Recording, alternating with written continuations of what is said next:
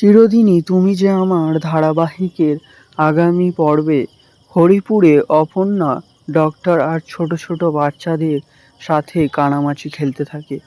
তখনই সেখানে আর্য এসে দাঁড়ায়। অপর্ণা অনুভব করে আর্য এসেছে। আর্য সামনে এগোতে এগোতে ভাবতে থাকে, আমি জানি অপর্ণা তুমি আমার আশেপাশেই আছো। অপর্ণার বাবা দেখতে পায় আর্যকে, আর্য এসেছে। আর্য দেখে ফেলে অপর্ণার বাবাকে। অপর্ণার বাবা বলে, দাঁড়ান স্যার, আপনি এগোবেন না। যা কিছু হয়েছে আপনার জন্যেই। আপনি যদি ওর ভালো চান ওর সামনে আর কখনোই আসবেন না, চলে যান। আমি চাই না অপুর সাথে আর কোনো যোগাযোগ থাকুক আপনার। তখন আর্যর মন খারাপ হয়ে যায়। আর্য এবার কি করবে ভাবতে পারছে না। সে কি চলে যাবে আর্য অপর্ণার ভালোর কথা ভেবে?